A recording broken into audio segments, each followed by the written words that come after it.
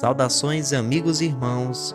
Vocês estão no canal Reformadores da Igreja, o canal que traz os melhores vídeos para fortalecer seu conhecimento na graça de Deus. Antes de ouvir essa mensagem, eu convido você a se inscrever nesse canal e a clicar no sininho das notificações para continuar sempre ligado aqui nos novos vídeos que surgirem no canal. E agora, nós vamos assistir a mensagem de hoje. O que significa isso? Orar no Espírito Santo. É orar debaixo da assistência dele, da orientação dele, é orar no poder que procede dele, é ser guiado por ele na oração, é estar debaixo da sua jurisdição, autoridade, poder e graça quando nós estamos orando. É um exercício espiritual que nós fazemos, conduzidos pelo Espírito Santo e no poder dele. Nós precisamos disso por causa da nossa fraqueza. Por causa da nossa fraqueza. Paulo admite lá em Romanos capítulo 8, verso 26 e 27, que nós não sabemos orar como convém. Nós não sabemos a forma de orar, nós não sabemos com frequência o que pedir. Por isso Paulo acrescenta lá em Romanos que o Espírito Santo nos assiste em nossa fraqueza, intercedendo por nós, inclusive com gemidos inexprimíveis. Por causa da nossa humanidade caída, por conta da nossa limitação e da nossa subjetividade, nós precisamos que o Espírito de Deus nos guie, nos oriente no ato da oração para que ela de fato seja agradável a Deus. Davi sabia muito bem disso. No Salmo 51, verso 15, ele diz a Deus: Senhor, abre a minha boca, abre os meus lábios para que eu possa cantar ou manifestar os teus louvores. Se Deus não abrir os nossos lábios, se o Espírito Santo não abrir a nossa boca, se Ele não nos assistir na oração, ela será uma oração vã, ela será apenas uma manifestação religiosa. Por outro lado, é importante notar então o que é que orar no Espírito não significa, porque existem muitas ideias erradas a respeito disso. Se você quiser fazer uma prova, vá no YouTube e digite orar no Espírito, e você vai ver uma série de pregações de pastores sobre o que é orar no Espírito, e a maioria deles vai começar dizendo que é orar em línguas estranhas. A maioria deles vai dizer isso. Então, primeira coisa, orar no Espírito não é orar em línguas estranhas, não é você orar em línguas diante de Deus.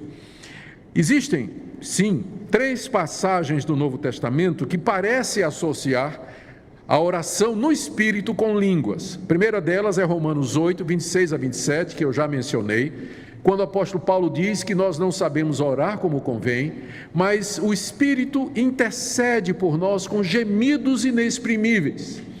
Muitas pessoas entendem que essa expressão gemidos inexprimíveis se refere a línguas estranhas. Só que o texto está dizendo que é o Espírito Santo que geme, não é o crente. É o próprio Espírito de Deus que geme diante do Pai.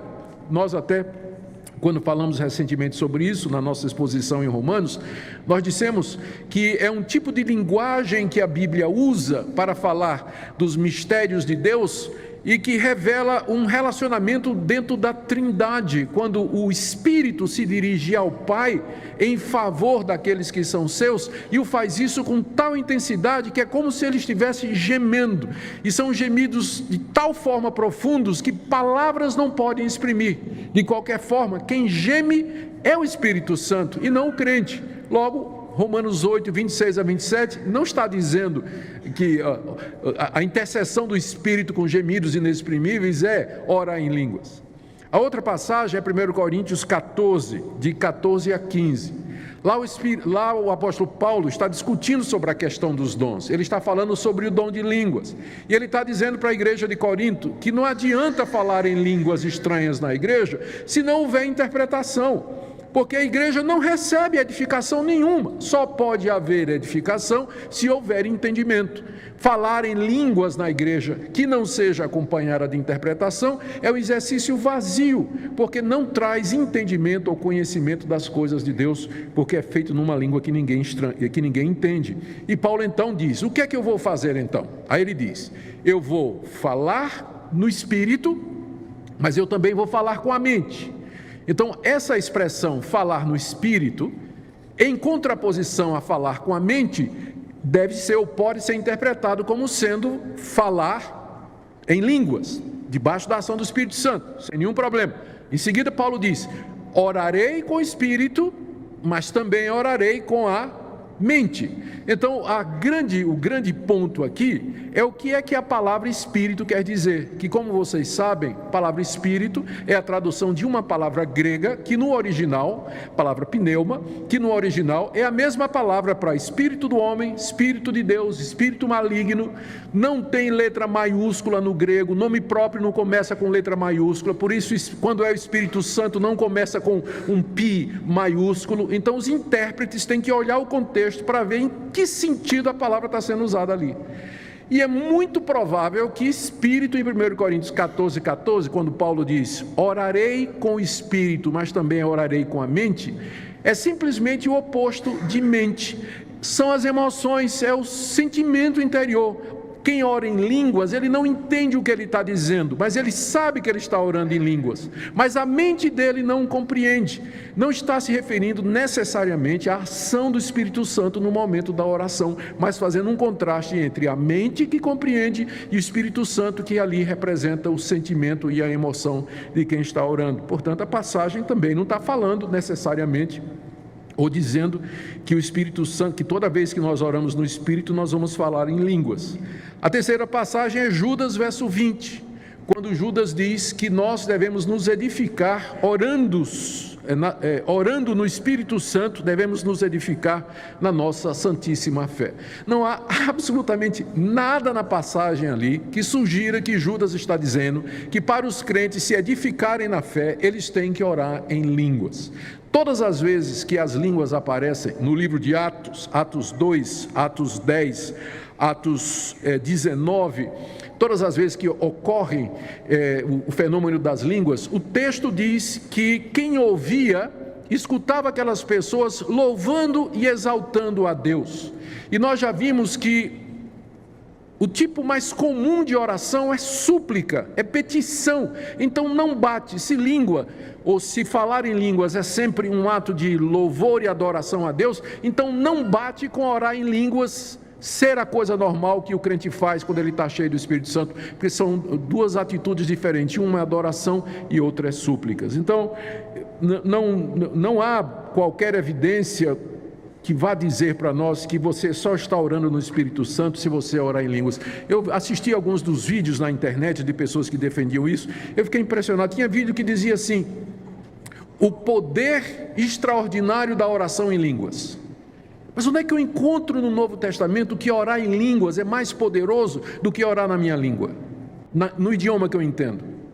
Eu não vejo isso no Novo Testamento. Não tem absolutamente nenhuma dica de que orar em línguas é uma forma de oração superior. Na verdade é até inferior, porque Paulo diz assim, que se você orar em língua e não tiver quem interprete, você tem que ficar calado na igreja. Tem que ficar calado na igreja. Não pode orar em língua na igreja se não tiver intérprete. E ele limita, dizendo, tem que ser 2 e no máximo 3, e em sequência. Então isso de todo mundo estar orando de repente em línguas, todo mundo ao mesmo tempo e tudo mais, não há na Escritura qualquer fundamentação para esse tipo de coisa. Então nós queremos orar no Espírito, mas precisamos primeiro saber o que é que não é.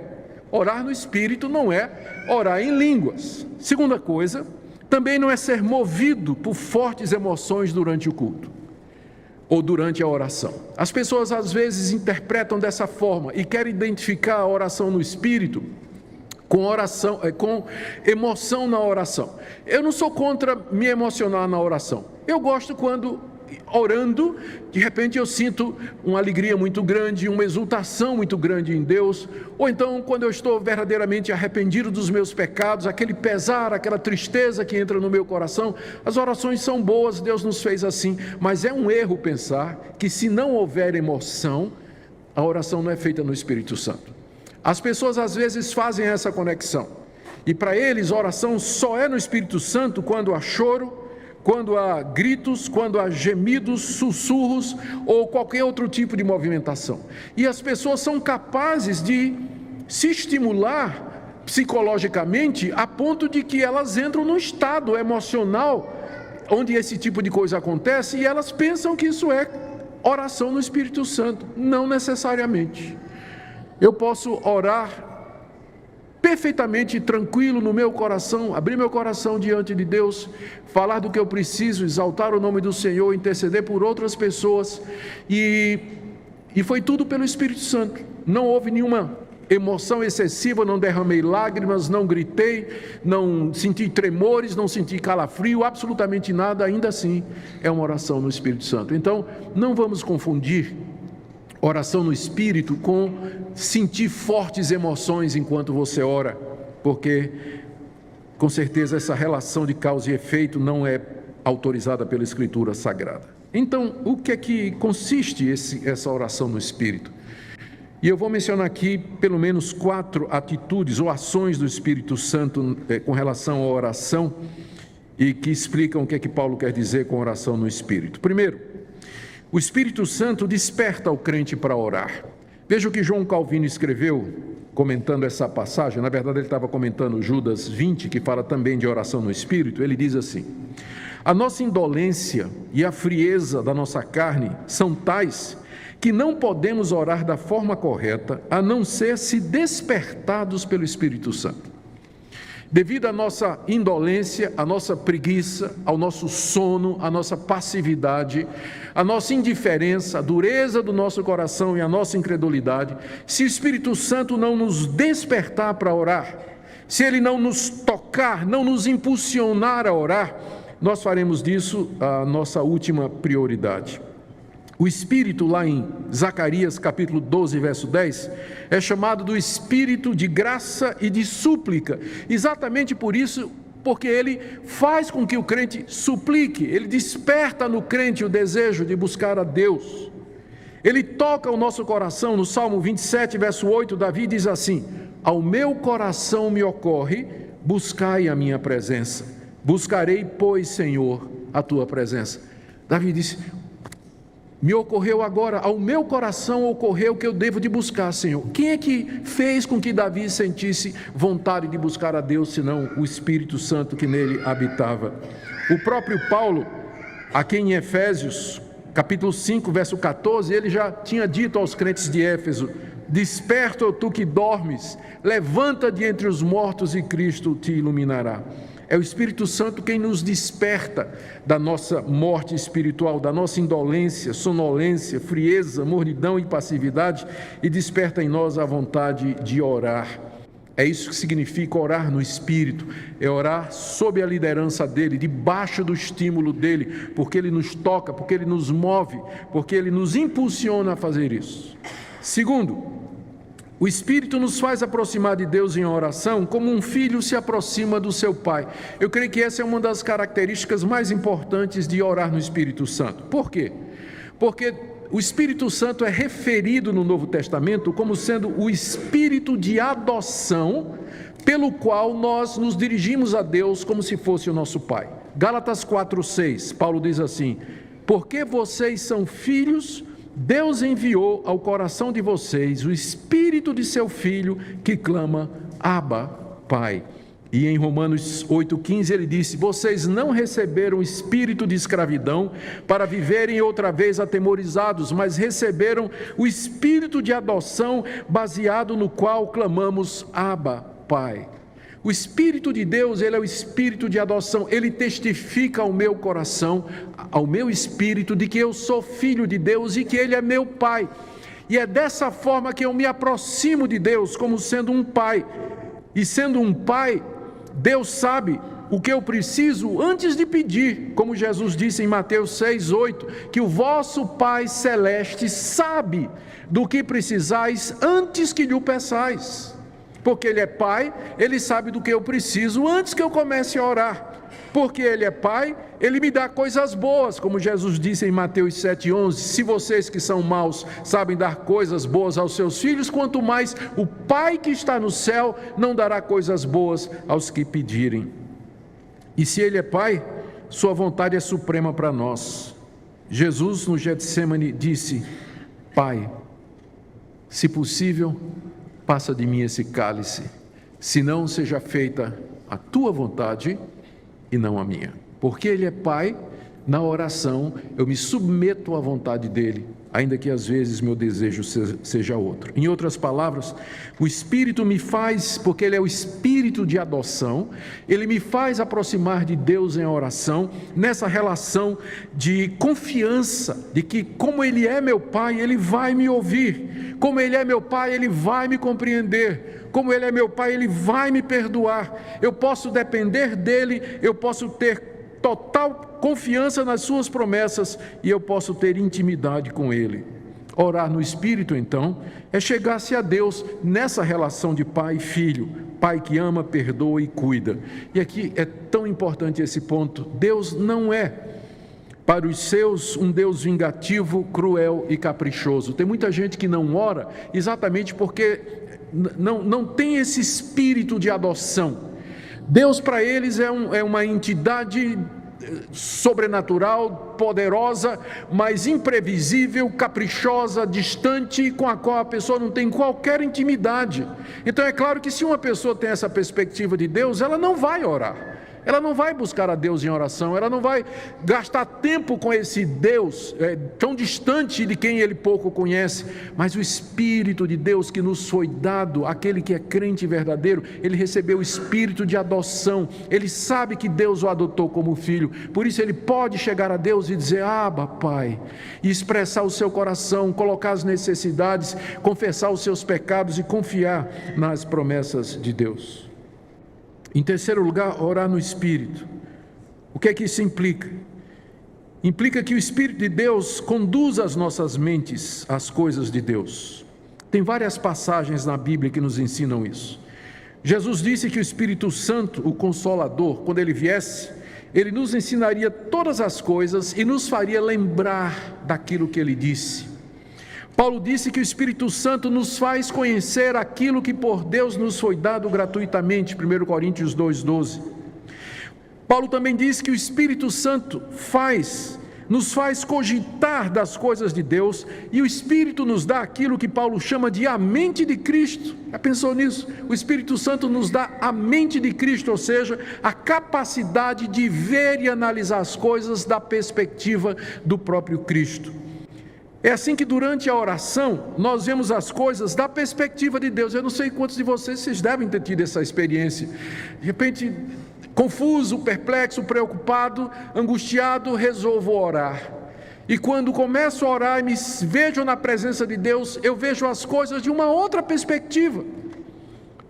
Veja, de uma outra perspectiva, e saio da oração aliviado, tranquilo, confortado, porque eu vi como Deus está vendo.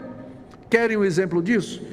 Salmo 73, o salmista começa o salmo dizendo: os meus pés quase resvalaram, eu quase abandonei a minha fé, os ímpios prosperando, esse pessoal que detesta a Deus, recebendo bênçãos e bênçãos, enquanto que eu, servindo a Deus, sofrendo o dia todo, qual a vantagem de servir a Deus? Ele diz isso. E aí, no verso 17 ele diz: até que eu entrei no templo e entendi o destino deles. Quer dizer, o salmista, olhando o mundo, ele estava desesperado, porque no mundo prospera o ímpio, o injusto, o roubador, o sonegador, o corrupto, eles prosperam. Mas o que teme a Deus com frequência vive ali apertadinho, passando por dificuldade. Então, olhando dessa perspectiva, o crente pode se sentir desanimado, até o momento que ele entra na presença de Deus e ali ele compreende. E a partir daí, do verso 17, o salmista diz: Deus, eu sei que o Senhor vai lançá-los em lugares tenebrosos, eu sei que o Senhor haverá de fazer justiça e juízo no tempo do Senhor. Perdoe, porque só para pensar essas palavras eu já atraí a geração dos seus filhos. A oração fez ele mudar de perspectiva, porque é isso que o Espírito Santo faz. Orar no Espírito é você ser levado à presença de Deus e ver as coisas da perspectiva de Deus, você entender sua situação. Você está aflito, você está angustiado, você está desesperado, você ora e o Espírito Santo lhe mostra as promessas de Deus, a fidelidade de Deus, ele lembra as bênçãos que Deus já lhe deu, e você sai da oração aliviado, porque você viu as coisas da perspectiva de Deus e não mais da nossa perspectiva. Por isso, nós podemos orar com confiança e ousadia, guiados pelo Espírito Santo, as promessas de Deus. Em quarto lugar, e não menos importante, último lugar e não menos importante, o Espírito de Deus nos dá acesso à presença do Pai. Isso é alguma coisa que também nós experimentamos, aquela liberdade na presença de Deus. Só que essa liberdade, ela é mediante Jesus Cristo. Em João 16,14, o Senhor Jesus disse que o Espírito Santo haveria de glorificá-lo. Essa é uma das funções do Espírito Santo, exaltar a pessoa de Cristo na vida do crente. E ele faz isso quando nós, diante de Deus, buscamos a Deus em oração, e ele apresenta diante de nós a pessoa de Jesus Cristo como nosso mediador. Quantas vezes em oração eu me senti incapaz de chegar na presença de Deus, ou sem qualquer liberdade para pedir coisas a Deus, me sentindo absolutamente culpado, pecador, e de repente, como que num lampejo, a visão da glória de Cristo, aquilo que ele fez na cruz do Calvário, o seu sangue derramado, e o fato de que Deus me aceita quem eu sou, com base no sacrifício de Cristo, traz liberdade para que eu possa chegar diante de Deus, pecador que eu seja. Quem é que nos apresenta Cristo à consciência durante a oração, senão o Espírito Santo de Deus? Ele me glorificará. E é isso que ele faz durante a oração. Ele nos lembra que Deus nos recebe por conta da pessoa de Cristo Jesus. É por meio dele que nós temos acesso pleno a Deus, e aí nós temos plena liberdade em Jesus Cristo. Na segunda aos Coríntios, capítulo 3, o apóstolo Paulo está falando de como os judeus da sua época liam o Antigo Testamento, mas havia um véu que impedia que eles vissem Cristo no Antigo Testamento. E Paulo diz, até hoje, quando eles leem Moisés, o véu está sobre eles. E aí ele diz, mas quando um deles se converte a Cristo, o véu é tirado. Quando um judeu se converte a Cristo, ele agora pode ler o Antigo Testamento e ver o que ele não via antes. Ele agora vê Jesus Cristo ali, nos sacrifícios, nas personagens, na história, nas instituições, em tudo aquilo que Deus colocou no Antigo Testamento e que fala de Cristo Jesus. Ele não podia ver porque tinha um véu, mas quando ele se converte, o véu é removido e agora ele pode ver a Cristo claramente no Antigo Testamento. E aí Paulo diz aquilo que eu quero trazer para vocês. Porque onde está o Espírito do Senhor, aí há liberdade. A liberdade a que Paulo se refere aqui e que é trazida pelo Espírito Santo é exatamente de você poder ler a Escritura e ver Jesus. Você só pode ver Jesus pelo Espírito Santo. Isso traz liberdade. Essa passagem não significa, como muitos acham, liberdade para no culto você pular, dançar, plantar bananeira, dar salto mortal para trás. Alguns acham isso, né? Onde está o Espírito do Senhor, aí há liberdade. E acham que no culto espiritual é aquele onde todo mundo rodopia e faz tudo mais que a gente vê por aí. Não, Paulo não está falando de culto ali, ele está falando de acesso, de conhecimento à pessoa de Cristo. Onde há o Espírito de Cristo, aí há liberdade, você pode ver e entender a pessoa e a obra de Jesus. E é isso que acontece em oração, quando o Espírito de Deus vem e ele nos mostra a pessoa do Filho Jesus Cristo, Filho de Deus, e nós sentimos essa liberdade na presença de Deus, apesar dos nossos pecados, das nossas deficiências. Que ministério glorioso esse do Espírito de Deus. Orar no Espírito, irmãos, isso que torna as nossas orações eficazes. Em conclusão, nós podemos dizer que orar no Espírito é o oposto, então, de vãs repetições. É o oposto de rezas, de palavras ocas, de orações formais, frias, sem coração, sem fervor, mecânicas, monótonas, cansativas. A vida do Espírito, a oração no Espírito, na verdade, é algo maravilhoso que nos desperta e anima e faz com que nós queiramos mais e mais de Deus. É isso que Paulo quer dizer então.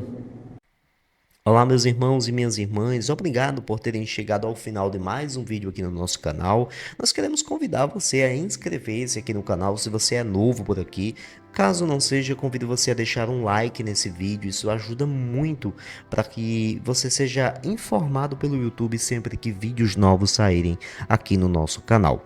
Nós queremos convidar você também a compartilhar essa mensagem, enviando para um amigo, um irmão, no grupo da sua igreja, no seu Facebook, para que mais pessoas também possam refletir sobre essa mensagem a respeito de um tema importante, a oração no Espírito, como é tratado em Efésios. Meus irmãos, esse é um tema muitas vezes levado para uma outra direção. Muitas vezes, muitas pessoas, dependendo do grupo evangélico, podem entender que orar no Espírito é orar em línguas, e nós aprendemos e vimos que isso não tem absolutamente nenhum nexo com aquilo que a Escritura nos ensina.